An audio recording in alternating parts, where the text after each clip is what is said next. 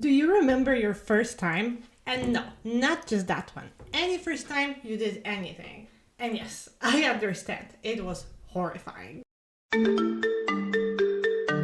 Hello, it's Alex. My fearless friends, welcome to the Dare to Be Her podcast with growth, mindset, and empowerment. The space where we all embrace our messy journeys, celebrate growth, and cultivate a positive mindset, even when life forgets the sugar. I'm Alex, a published author, culture studies graduate, big dreamer, and a psychology geek. I don't have it all figured out, and that's exactly the point. Because together, we'll share stories, lessons, and conversations that remind us of our beauty, power, and the strength we gain along the way. This is your feel-good moment to relate this week, to be heard, and to step into who you are. Let's dive into this week's episode. Welcome to the first episode of the Dare to Be Her podcast. My podcast that I'm starting right now with this very first episode. And yeah, I hope you like it. If you're tuning in for the first time, for the very first episode, thank you so much. It means the world to me. I'm Alex, as you probably saw in the title. I'm a serial podcast listener. I love podcasts. I look up to people who do podcasts. It's such a cool way. We live in such cool podcast environment where anyone can grab a mic and just chat, share their experiences, share their journey. So I always thought, wow, it would be so cool to do that. And recently I thought, why not? Just start it. Yeah, just go with it. Maybe you can hear it from my accent, from the way I talk, from the way I sound, that I'm not a native. And this was something that always was like a roadblock in my head because I do want to do the podcast in English. I listen to the podcast in English, and it was something that really connects to today's episode about starting, about fear of judgment, how we think of ourselves. I just decided to start it. So if I pronounce something wrong or I say something in a weird manner, just bear with me. I hope that's all right with you. When I introduce myself, and I think what will relate the most to this podcast is that I'm an author. I'm a published young adult author in Polish, and this is a journey that taught me countless lessons and something that I definitely want to share. If you're one of my readers in Polish, welcome. I'm so happy to have you here. I also love psychology, growth, mindset, anything connected to empowerment and self-confidence. I think being an author, putting myself out there and doing all this creative stuff really put my struggles with self-confidence in the spotlight. And it's a long journey that I had. I still struggle. It's still a process. So that's why I also want to share it. And hopefully you can relate to it. Hopefully you can start to recognize some of your own patterns and start to change them if you wish to do so. I hope this podcast also shows you that growth doesn't have to be perfect or polished, that it's an individual process for all of us, that it's okay not to have it all figured out. And no matter the age, in your 20s, in your 30s, 40s, 50s, damn it, 80s, you can still figure stuff out. It's natural, it's fine. So I hope that these conversations also bring it to your attention. I hope you feel inspired, motivated, you get your spark back. I know how it feels to lose it for a second. I hope you feel seen, you grow in any way that's comfortable for you. So let's dive straight into first times. I thought this is one of the most fitting episodes that we can do for the very first one about first times. It just seems perfect. In this episode, you will learn why first times are horrifying, why they scare us, why they cause fear. I definitely belong to the group that struggles a lot, and it's just horrifying to put yourself out there. If you work in a creative space, I think you will highly relate to this. If you put art out, if you post on social media, if you have any sort of an idea, even business idea that is a first and you want people to relate to it, you want people to understand it, you want people to subscribe, to join, to get a service from you, it can be really scary to start. There's multiple roadblocks that come up. I get it. So today we will look into 3 psychological reasons that cause that fear, that make you feel like it's scary, like you shouldn't do it, and we'll look into them so you understand why it happens and why it's not really relevant. I will also share some tips on how to overcome these thoughts, on how to realize they don't have to define our process, our art, our journey, our ideas. And I hope that at the end of this episode, you will feel like, oh my god, I'm going to start right now. I'm going to do what I always postponed to do, what I always wanted to do. The fear no longer exists. I got that kick that I needed. I'm going for it. If you like it, please, please, please subscribe to the podcast, to the social media, to the episodes, to support the podcast. As you know, from this episode, starting is not so easy. So any support here is greatly, greatly appreciated. The first reason that I learned in therapy and years of the meetings it came up. Sometimes your brain can be your biggest enemy. And yes, it sounds unbelievable, but it's true. Your brain protects you from anything that can be dangerous. And as my therapist would always tell me, our brain is still very much basic. It hasn't upgraded to 2025, it still lives in the Bronze Age. I'm not kidding you. Anything different, anything that will set you apart from people, from the tribe, from others, that will make the people look at you a bit funny, a bit weird. Maybe they think, oh my god, what a weirdo. It all means that you're losing a tribe. You're losing a group that protects you. So when you want to start a podcast, write a book, move to a new city, open a business, your brain doesn't think, oh my god, so cool, personal growth. No, your brain thinks, oh my god, she's losing her tribe, she's losing her people, she's gonna be alone, a tiger is going to eat her out there. Our modern life, phones, computers, dating apps, planes, opportunities, it all evolved so much faster than biology ever could. And I know it's been thousands of years since the Bronze Age, but that's the reality of it. Our brain is still a little bit there, or very much so even. That means that the very same system that once protected our ancestors from predators, from exile, from dying, is right now stopping you from posting a TikTok. Humans are ultra social creatures, and our brains are wired to prioritize social inclusion, being accepted by the group, and historically that meant survival. Being excluded could be life-threatening. And it isn't just metaphorical. It's literally encoded in your neurobiology. Difficult word here. So being accepted meant safety, shelter, food, belonging. And if you were rejected or outcast, you were on your own. And being on your own wasn't just lonely, it was lethal. You could literally die. So that's why the human brain evolved to prioritize belonging over individuality. And this is sometimes what stops you from starting things right now, because your ancient brain doesn't have to care about your dreams or authenticity. It only cares about keeping you alive. So when you do something that risks judgment, rejection, people looking at you, talking about you, your brain can interpret it as a threat to survival. In this case, evolution moves painfully slow. There's no tigers anymore. There's no bears, just the comment section. The second reason we might struggle to start something, to start with an idea, is self-consciousness. And I think this is a very valid topic for a lot of people. A lot of people struggle with it. We look at ourselves with a lens, and I have some data to prove to you that it's just not true.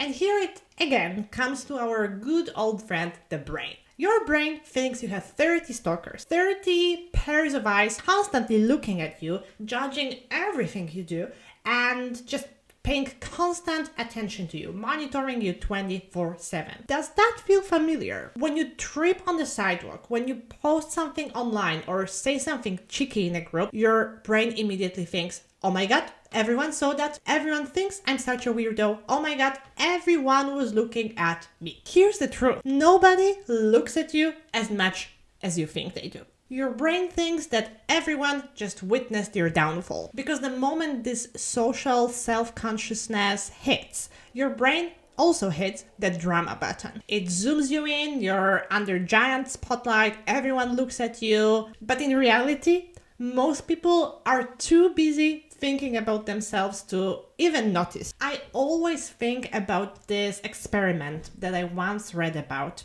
It was by Thomas Gilovich, and he gave students hilarious t-shirts to wear. But hilarious. Think I pooped my pants with the poop emoji in it. They made the students walk into a room, walk to a class, wear those t-shirts, and just go on with their day. Then they asked the students, what do you think, how many people noticed that you were wearing this ridiculous t-shirt? The students said in full terror that probably at least half of the other students so noticed and judged their horrible t-shirts. And do you know what the outcome was? Only a quarter of all of the people in that room even looked at the t-shirt. And that is exactly the spotlight effect. We think that everyone is looking at us, everyone is judging us every second of the day, and that's not true. People think mostly about their own lives, what's going on for them. They don't judge you constantly. Who has time for that? So the next time you're doing something, you're starting something, think about that public self-consciousness. So how much you care about how others see you. If you overthink, if you replay moments, if you crave approval, you don't have to do that. Try to exist freely. Dance in the public, say what you mean, no filter. And if you're low in your public self-consciousness, it means that you can live more freely. You can do whatever the hell you want. And again, I think it also connects to the tribe brain, because if you're high in your public self-consciousness, it doesn't mean you're weak. It means you're wired to belong, and the trait is just maybe a bit higher in you. Maybe your past wired you as well to be that way. The third reason why your brain sometimes stops you from doing certain things is the imposter syndrome. My old dear friend that has been with me for so long that we're basically buddies now. Do you ever hear this little voice in your head that tells you, I cannot do it, I'm not a specialist, who the hell would believe me in this? Congratulations, you've met your imposter syndrome. It's that little annoying voice that tells you that your success is a matter of luck, that everyone can do better than you, and that at any given moment, someone will expose you as a fraud. The imposter syndrome usually develops from a mix of life experiences, social conditioning, and also how your brain is wired. It can come from childhood messages and the environment you grew up in. It can come from social comparison. If you're constantly comparing yourself to others, it might make you feel like you're falling short or something, like everyone is doing better. If very early on you were exposed to rejection or failure, it also affects us.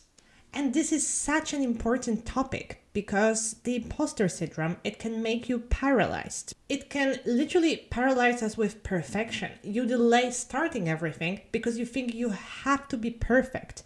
And I struggle with that a lot. I feel like, who will read my books? Who will listen to my podcast? It's not perfect. There's mistakes in the audio, mistakes in the text. Why would people listen to this when there's multiple other sources that maybe do it better in some aspect? What the imposter syndrome doesn't understand is that the process is one of the most important things you can have in starting anything, that the end result, the perfection, it's not so important. It's important what you learn from it and what you get from what you're doing. The imposter syndrome doesn't understand that people who will tune into your episode, that people who will read your book, who will go to your business, who will order something from you, they appreciate this, they do it, they want it because it's you, because they have this outward perspective that you're an amazing person, that the imposter syndrome can put a curtain on.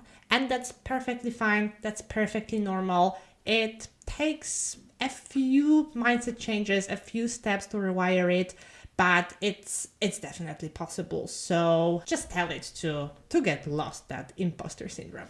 Also, if you struggle with seeing sometimes only the negatives in a situation or focus more in negatives, This feeds the imposter syndrome. This is the daily bread for the imposter syndrome, because you start something, you accomplish something, you reached your first goal, your first step. Your brain ignores it. For example, I published a book. There were some negative reviews, people who simply didn't like it because it wasn't for them. Maybe it wasn't the genre they liked, the style they liked. So they posted a review that said, this is not for me, I didn't like this, and that. My brain completely ignored all the positives that were written in 10 other reviews, and it told me, see, you're not ready. You're too young, too inexperienced, too whatever to be an author. Just give up. It's never gonna happen. And it's like that on repeat. It's this constant loop of focusing on one thing that just proves you. It puts your attention onto the negative scenario. And I think this is something we need to rewire. It's something that I still learn, because still if I see a negative review, it doesn't matter that I might have 100 of positive ones. That one negative review is what I put my spotlight on. What really helps me here is journaling, writing the wins that happened. I did this exercise with my therapist once. She told me to write 10 things that I'm proud of about myself. I wrote them, and after I finished reading them out loud, I was like, wait, this is quite impressive. I did quite impressive things. And maybe that would work for you. Maybe that's the way to kick this imposter syndrome right in the ass. So how to rewire your brain, in a sense, how to change the patterns, how to use a different perspective to move away from these thoughts that you have, from all of these syndromes that happen, all of these maybe a bit ancient brain processes that stop you from getting what you want, doing what you want. Definitely tell your brain that look around, it's not the Bronze Age anymore. We live in the 21st century where literally you can find your crowd anywhere. You can connect with anyone. There's people into different things that are ready, happy, and so excited to welcome you in their community, that you're not gonna be cast out. You will find your people, and that's the people you want to be with. Also, ask yourself this question. If someone told you that the thing you're doing is lame, it's weird, you're horrible, it's just a flop, do you want to be friends with that person? Do you want to be in their tribe? I wouldn't. If one of my friends came to me and they told me this weird, crazy, funny idea that they want to try, I would be their biggest cheerleader. I'm always trying to support them. And even if the idea is weird or not in my garden, let's say, I would still support them. And I think this is the friend you need to have in your head. You need to have this voice that we can go back to childhood, and you can imagine this person as your imaginary friend that I know you had when you were a kid. So this is your imaginary friend to always support you, to always cheer on you, and to always tell you that this is a great idea. It's fantastic. Do it. Also, it really helps me to analyze the worst case scenario. What would happen if this worst case scenario were to happen? I'm writing books, so for the books, it's a flop. The book is a disaster, no one liked it, it got bad reviews, no one reads it. So what? I write another one. It's fine, I'll have another idea, I'll have something different, I'll still write. Is one failure or one project that is not so successful gonna stop me from being a writer, from doing what I love?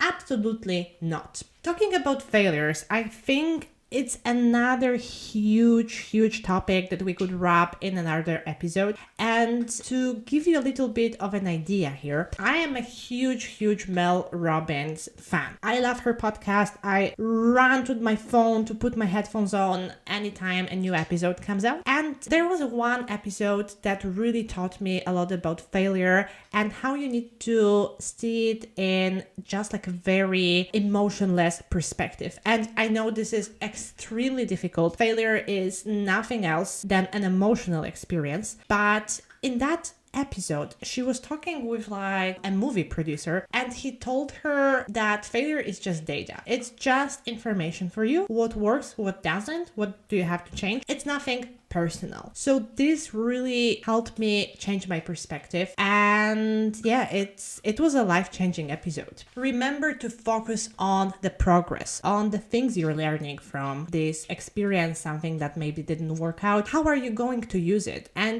it really just comes down to that. So I'm still learning that. Still, when something doesn't work out that I planned, I get so upset. But then I try to use these steps, to use these tips to simply, snap out of it and move on to the next thing. So I think it also really comes down to this baseline of confidence, of figuring out why you do what you do. What is your reason for it? What is your calling? Why do you want to do it? And if something that you do is your passion, if it's something that gives you this amazing thrill, you will find ways to do it. You will keep going. And you don't have to be a pro writer selling bestsellers to tell yourself, I'm a good author. I write fun stories. They're not perfect, but they're fun. And I love it. So I'm just gonna keep doing that. And whatever people say, I don't care. I love it. I really hope that these examples, these reasons for why starting is difficult, it really unraveled something for you, and it made this knot of fear untangle, and it just made everything easier for you to take now your project, have that excitement back, and say, I'm just starting. So right now, as I got you more excited, you're thinking about your project, you're thinking about what do I want to start right now. I gathered some of examples from Reddit of the most funny, the most ridiculous, weird first business ideas, any sort of an original first, let's call it. So let's have a laugh together, let's go through those, and hopefully you will feel like, there's a lot of curious ideas out there. I think mine will be just fine. So a very funny business idea.